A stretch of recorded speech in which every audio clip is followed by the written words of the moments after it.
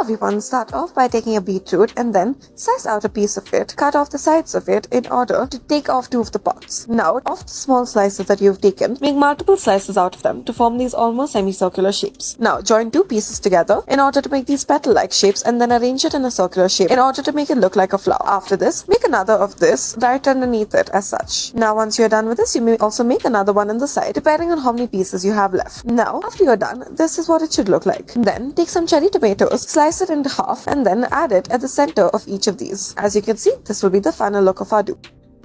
Next, we'll start off by taking a dragon fruit, cut off 1 small slice of it. Now, slice off the sides of it as such, and then afterwards, do this on all 4 of the sides. Once you're done with this, once again make these diagonal triangular cuts into it, and then this is what you should be left with. Taking the 2 small slices, join them together, and make this petal-like shape out of it. Alternatively, arrange the petal-like shape and these triangular shapes in an entire circle onto another plate. Afterwards, take a gourd, and then begin to make multiple slices out of it. As you can see, we have made these circular cuts. Arrange them in a circular shape all around the inner lining of the plate, right underneath the dragon fruit as such. Continue to do so, and then once you're done with this, make sure that they lie one on top of the other, slightly overlapping. Take an orange, take the pieces of it, slice it in half, however not all the way through, spread it out in order to make this circular-like shape. Now add this in the inner lining of the plate and then arrange them one on top of the other. Add this cherry tomato in the center of it.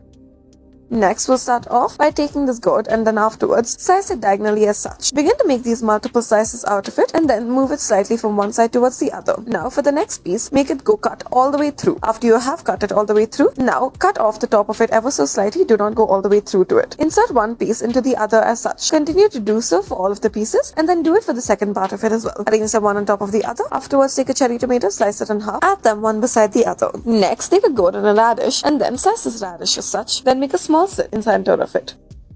Afterwards, take your gourd and then make these diagonal slices out of it as well. You should be left with these ovular shapes. Make about multiple of these, about 5 of them, and then fold it over, insert it into each of the cuts that you have created. Do this on all of the sides and make it meet in the center, and now it should almost look like a flower. Make sure that you fold it and make sure that they are as even as possible. Now this is what it should begin to look like. As you can see, we have inserted it into their place as such. Now afterwards, this is what it should look like. Cherry tomato in the center of it.